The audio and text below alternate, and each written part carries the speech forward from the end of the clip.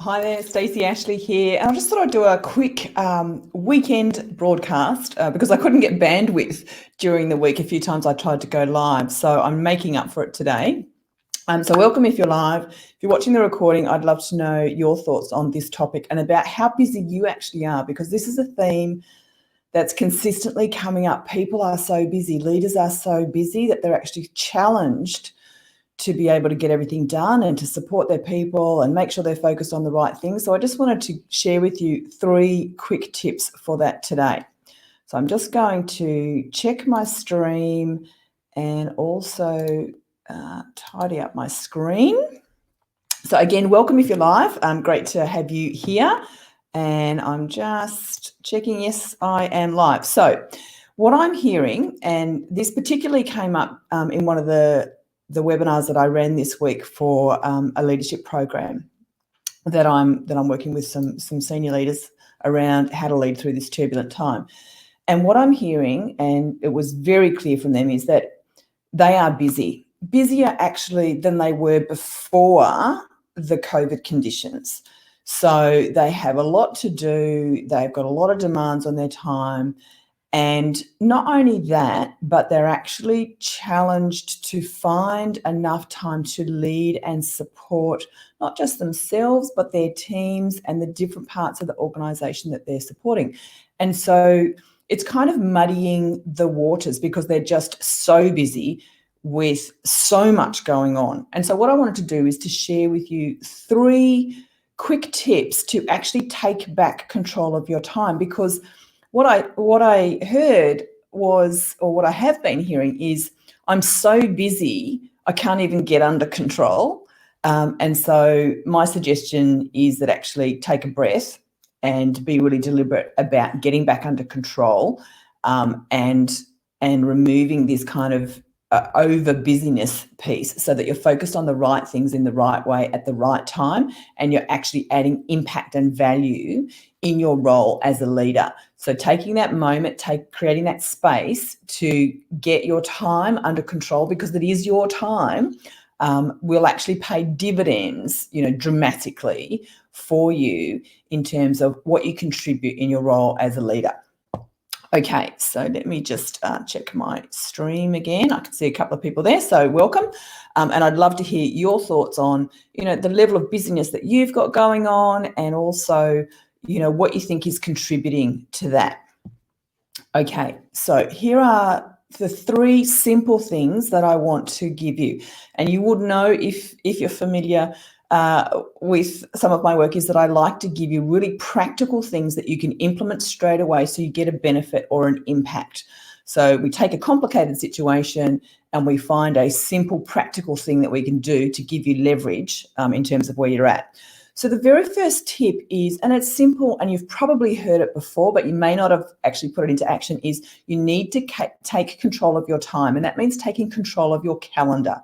You need to own it. It is you, and you're a very valuable asset. So you need to look after that asset really well. And that means, make clear decisions about what goes into your calendar and what doesn't in terms of other people's meetings and things like that. Make sure you get your own important work into your calendar first. You get to choose what you focus on, within the bounds of your responsibilities for your role. So that's the first thing. You must take control of your calendar and be super disciplined about owning it and owning what goes into it. And so if you're already doing that, fantastic. Keep it up, really sustain it and be very disciplined about staying on track and staying within the bounds that you have set for yourself. The second tip, so one, control your calendar, control your time. The second one is that you actually have to set really clear boundaries for yourself around work time and other time, around doing time, around thinking time, around time on your own, around time with your team to develop and support them. Now, it's super important that you create boundaries, because you cannot be working all the time. When do you re-energize? When do you refresh? When do you have thinking time or creative time? You need to set clear boundaries. And I know it's hard at the moment, because for so many people, They're working and living in the same environment. So what are your boundaries? When do you start work? When do you finish work? When do you have breaks? How do you actually transition between when you're working and when you're not working? Because when we're traveling to work, we have this transition period of travel time, either going to work or coming home from work. And that's kind of the boundary that breaks up those different parts of our life. And so when you're working and living in the same space, you need to create a boundary as well. And so whether that is that you take a deliberate break and you go for a walk, whether it is that you physically change where you're located in your house or your apartment, whether it's that you deliberately go and do something that is not work, for half an hour to create a transition between work and not work. And that's about, again, getting you to recognize that I am now at work or I'm now not at work. Yeah. So set boundaries for yourself and own your calendar. So what goes in within that boundary. The third thing that I want to share with you in terms of getting control of your time so that you don't get overwhelmed in busyness is that you need to make lots of choices, lots of decisions early and often. What is the most important thing that I need to work on right now? Or for you, what is the most important thing you'll be saying to yourself that I need to work on right now? Yeah. And focus on those things where you have impact and value in your role, in your leadership. Not the things that everybody else can do. That's not your zone of genius. What is the thing that you're going to add the most value to that's going to make the biggest difference? Yeah, those are the things that need to go into your calendar first, because that's where you make strategic impact, and that's where you are able to make the difference for your team and for the organization.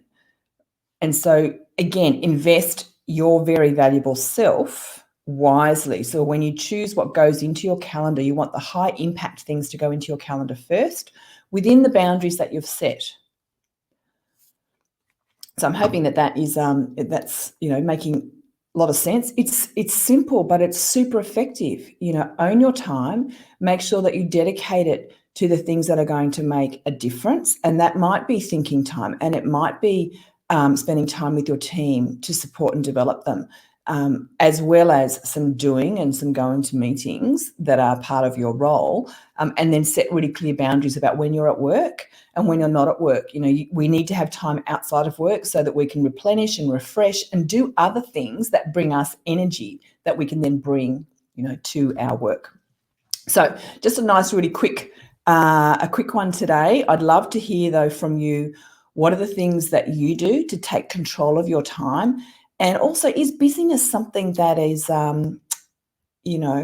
going on for you at the moment? Because I really feel like there's a bit of overwhelm in terms of the busyness factor that's impacting people at the moment, and it's kind of muddying how they're doing their roles and where they're focusing. And I really want you to be able to focus so that you can make a lot of impact in a reasonable amount of time within your boundaries. So I'd love to know how you go with those 3 tips. 1, own your calendar. 2, set clear boundaries. And 3, focus on what's most important and will add the most value. All right, that's me done. So have a great weekend, and I look forward to talking with you again next week.